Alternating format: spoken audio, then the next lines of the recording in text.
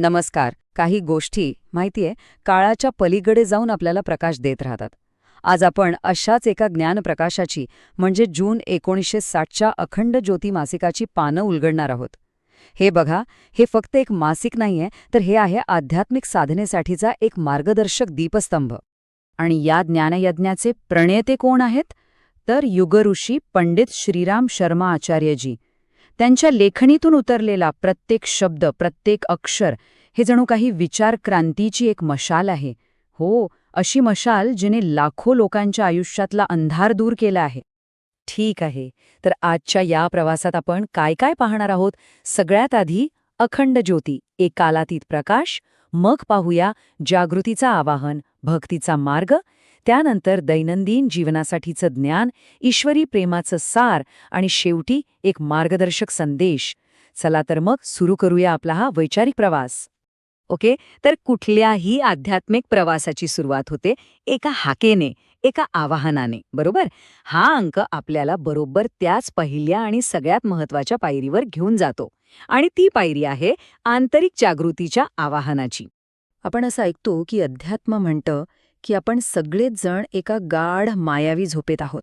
मग प्रश्न येतो की या झोपेतून आपल्याला जागं कोण करणार? तो उत्तर आहे जागरण का शंख.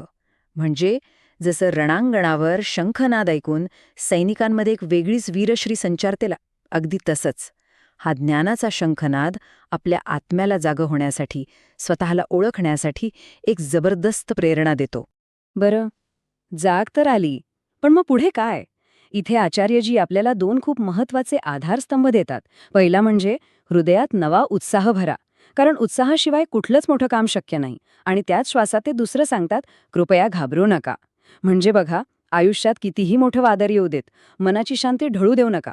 सो उत्साह आणि संयम, कृती आणि स्थिरता, हा जो मेलाप आहे ना, हाच आहे संतुलित आध्यात्मिक जीवनाचा खरा पाया. चला, उत्साह आणि संयमाने आपण जागृत झालो. हे तर झालं, पण ही जी जागृती आहे हिला टिकावून ठेवायचं कसं? या चेतनेचं पोषण कसं करायचं? हा मोठा प्रश्न आहे. आणि इथेच हा अंक आपल्याला भक्तीच्या मार्गावर घेऊन जातो. हा एक असा मार्ग आहे जो आपल्याला श्रद्धेच्या अफाट शक्तीची ओळख करून देतो. आणि हो, जेव्हा आपण भक्ती मार्गाबद्दल बोलतो तेव्हा गायत्री उपासनेचा उल्लेख तर येणारच. गायत्री मंत्राला वेदमाता असंही म्हणतात.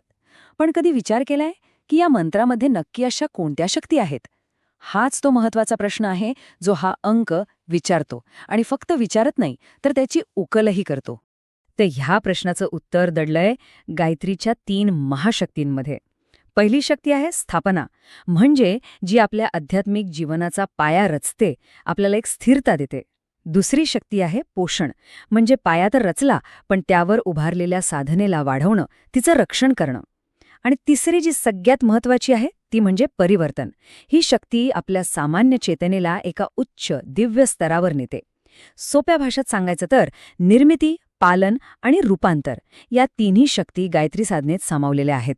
गायत्री साधनेसोबतच आणखी एका गोष्टीवर जोर दिला आहे, आणि ती म्हणजे प्रार्थना. प्रार्थना म्हणजे काय हो? फक्त शब्दांची जुळवाजुळव? नाही, अजिबात नाही. प्रार्थना म्हणजे आपल्या आतला, आपल्या अंतःकरणाचा परमात्म्याशी होणारा एक निःशब्द संवाद. असं म्हणतात ना की जेव्हा सगळे मार्ग बंद होतात तेव्हा प्रार्थनेचा एक छोटासा दिवासुद्धा आशेचा मोठा प्रकाश घेऊन येतो. पण एक मिनिट थांबा.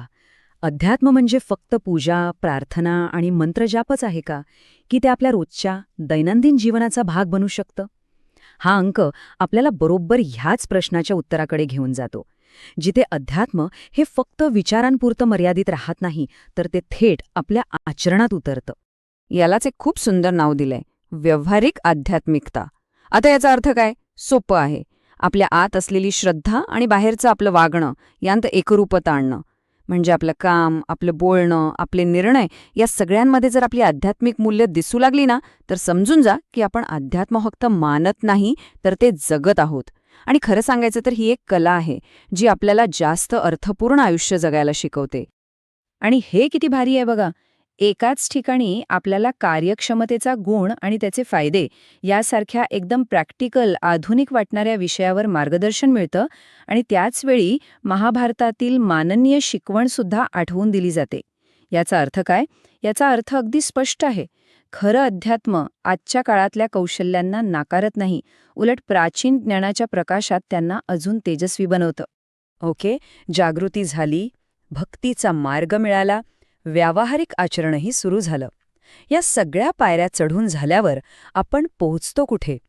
या प्रवासाचं अंतिम शिखर कोणतं? चला, आता आपण त्या सर्वोच्च अवस्थेकडे वळूया, जिथे फक्त आणि फक्त ईश्वरी प्रेमाचा अनुभव असतो.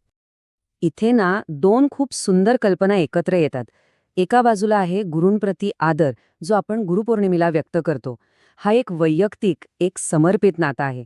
पण हा अंक आपल्याला सांगतो की प्रवास इथेच थांबत नाही, कारण खरा गुरु आपल्याला कधीच स्वतःमध्ये अडकवून ठेवत नाही. उलट तो आपल्याला संपूर्ण विश्वावर प्रेम करायला शिकवतो. म्हणूनच गुरुभक्तीचं रूपांतर जेव्हा विश्वाप्रती प्रेमात होतं, तोच साधनेचा खरा कळस आहे. म्हणजे बघा, एक वैयक्तिक नातं एका वैश्विक नात्याचा पाया बनतं. आणि मग येतं ते अंतिम सूत्र, ह्या अंकाचं खरं सार.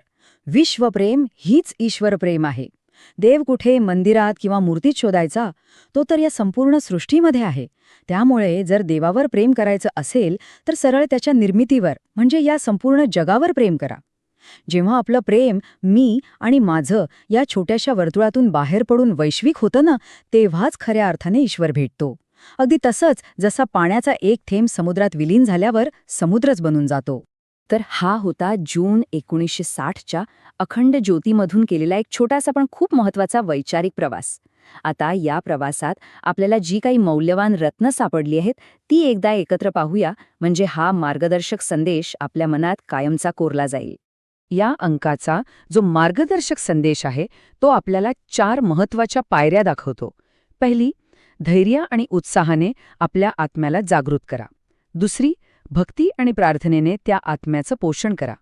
तिसरी, हे जे काही ज्ञान मिळालंय ते दैनंदिन जीवनात आपल्या आचरणात आणा.